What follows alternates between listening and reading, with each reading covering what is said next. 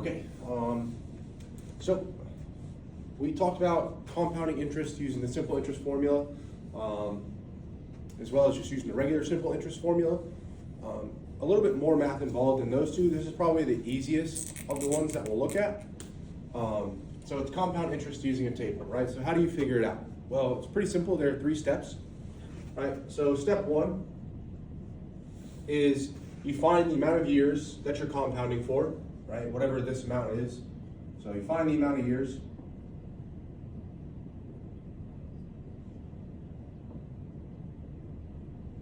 And then you find the interest rate that it's compounding at, right? So you have your years here on the left, your interest rate up here on the top.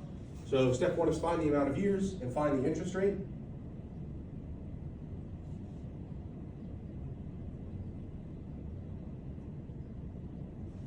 Right, so you've done that. Step 2. All right, the second step is you just take whatever number corresponds, right? So if I'm at 5 years and 5.75% interest rate, right, that's what's on my savings account for compound interest.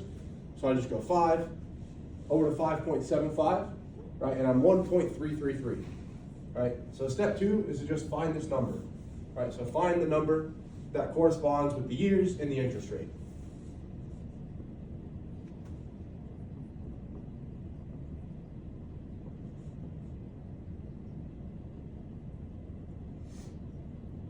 And then once I found that number, what I'm going to do is just take that number times my principal, right, or whatever my initial investment is.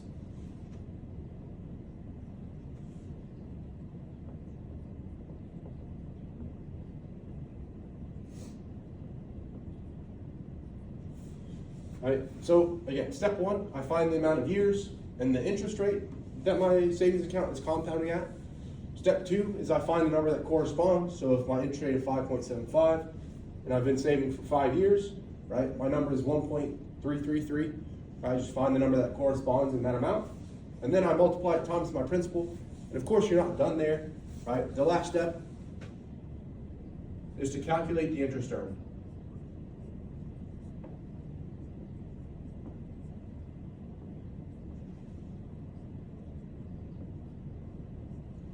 Right, it's a 3-step process, right? So I find the amount of years and find the interest rate, find the number that corresponds with it, and then multiply the principal, and then I've got to calculate the interest earned, right? On the assessment, it's going to ask you for what's your new amount and how much interest did you earn, right? So a 2-part question.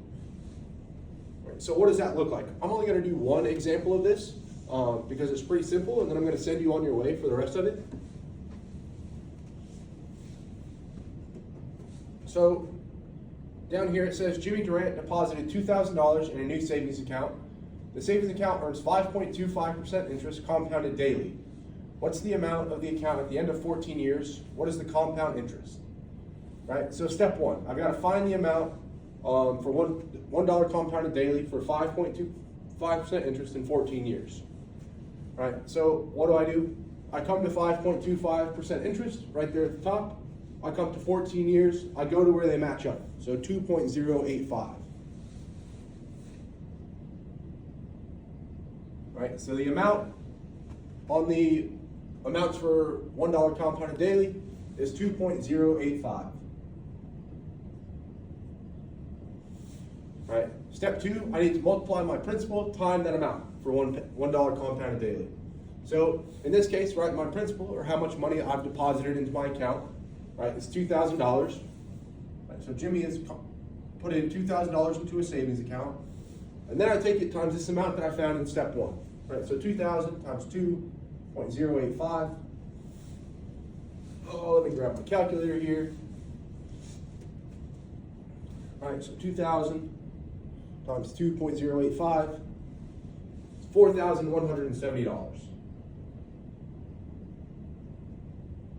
Right, that's how much money is in my savings account right now, right? Based on the 5 years, or 14 years, sorry, at 5.25% interest, right? But that's not the last step, right? I need to find my amount that I have in there, and I also need to calculate how much interest I earn. So pretty simple step, or pretty simple process, sorry. Right, I just take the 4170 that I calculated, minus my original principal, right? Minus the amount that I've initially deposited. Right? And then that'll tell me how much interest I earned. So it'll be $2,170. Right, so in 14 years at 5.25% interest, I've earned $2,170 on my initial purchase or my initial investment of $2,000 in my savings account. Right, so it's pretty simple using the table. There's not a lot of math involved. Right, again, all I have to do is find the number that corresponds. Right, so 14 years at 5.25%, and then take that amount times my principal. Right, so it's pretty simple. It's only one step really that you have to do, right? But remember though, on the assessment, I'm going to ask you for the new amount and the amount of interest earned, right? So you're gonna have to check both of those boxes. This next one, however, is a little more difficult, right? So work through those, right? You have this problem, and then a handful of other practice problems. So keep working through those. Again, it's pretty simple. It's not that difficult. If you have any questions, make sure to write them down, and I'll try and answer them when I get back.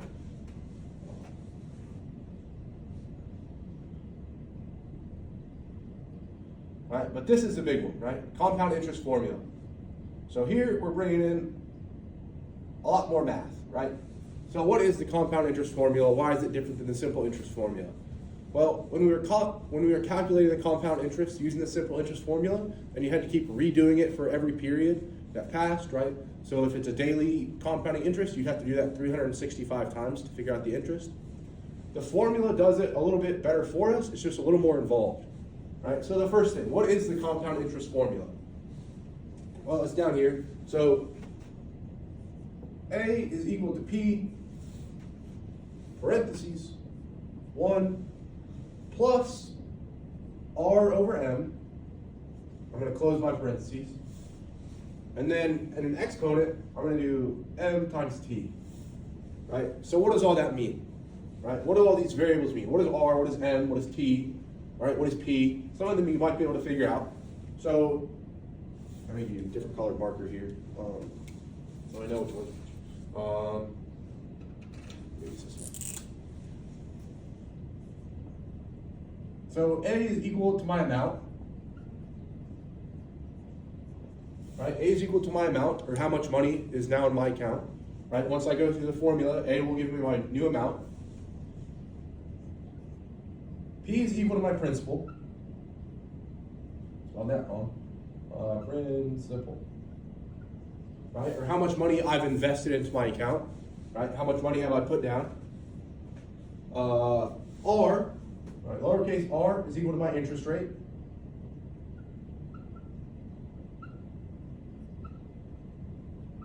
Remember, I'll probably want that in a decimal format. It makes it a lot easier to solve for when you don't have to worry about parentheses and fractions and stuff like that. So I probably, again, put that in a decimal. My M is the number of compounding periods.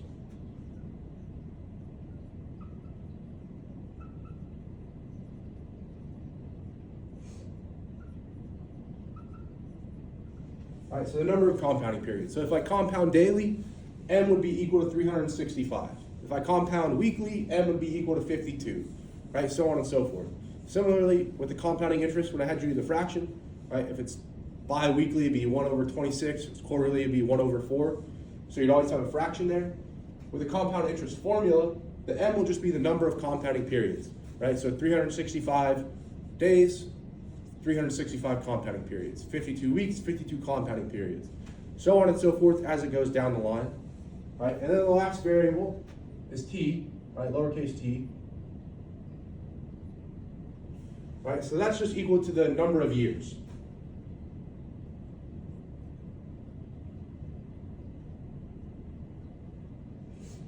Right, so the number of years I'm trying to solve for, right? So A equals amount, P is the principal, R is the interest rate, M is the number of compounding periods, and T is the number of years. Right. So this is the one where you're going to want like an actual calculator that can do exponents. It makes it a little easier. There are some digital options that you can use online. However, it takes a little bit of practice getting used to those. So if you don't have a calculator and can't get started on this right now, don't worry about it. We'll figure it out when we get there. but if you do, you can go ahead and get started, give it a shot, and see if it works, right? Or see if you can figure it out. So I'm going to go through one example for you. Again, defining it in words is a little difficult, right? Sometimes it gets a little cluttered. And then once we actually figure it out and do it a couple times, it makes a little bit more sense, right? So I'll just walk through this first problem here. Right, so it says Trey Ford deposited $1,500 in a new savings account that earns 3% interest compounded semi-annually. Right, so I have $1,500. I'm going to switch back markers because it's the best.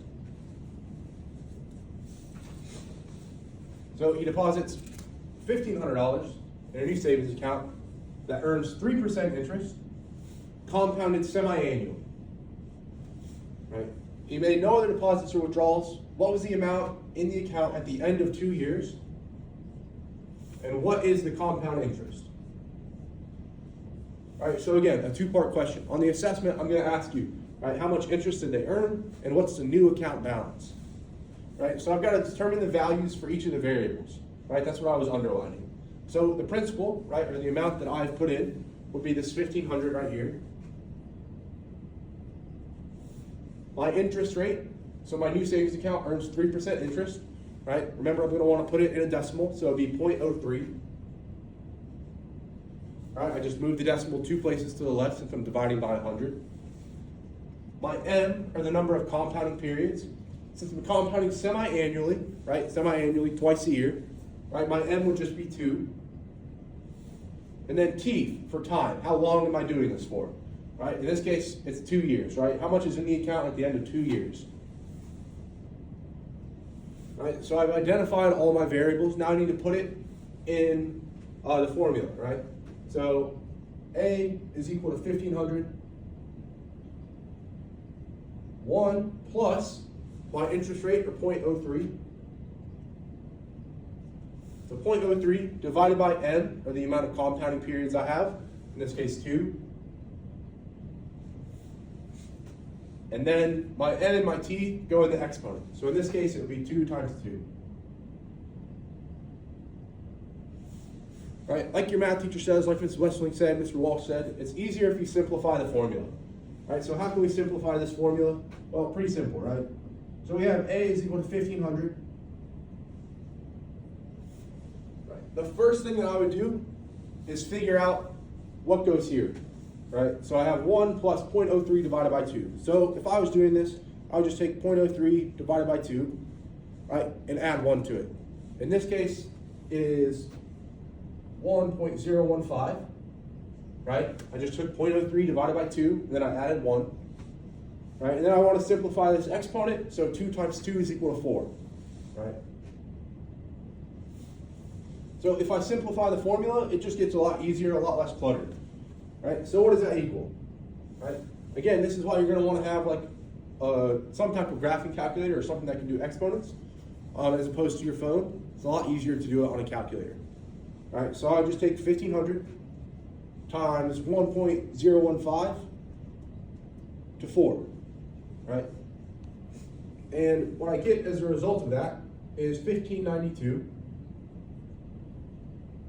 and 5 cents. Right, all round up. Right, 1592.05. Let me just double check my answer because I don't have you here to double check it for me.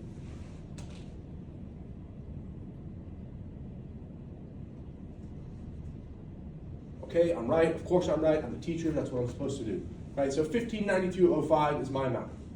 Right, again, so that's the first part of the question, right? How much is in my account at the end of 2 years? 1592.05. Right, but I now have to do the second part. So the amount after 2 years, right? I just drag and drop this number. So 1592.05.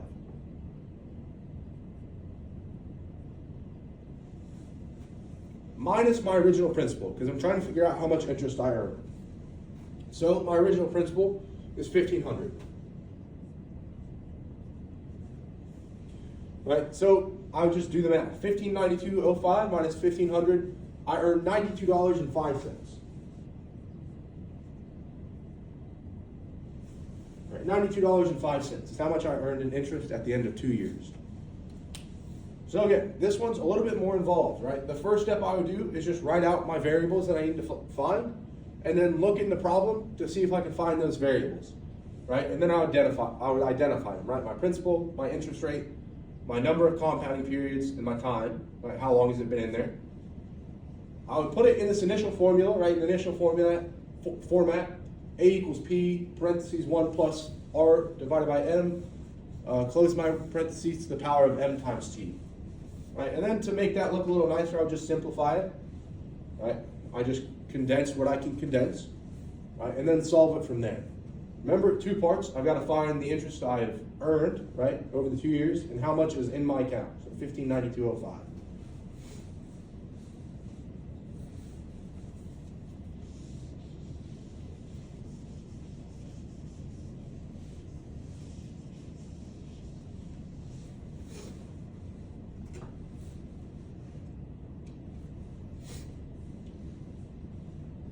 So you've got some practice problems here that you can do.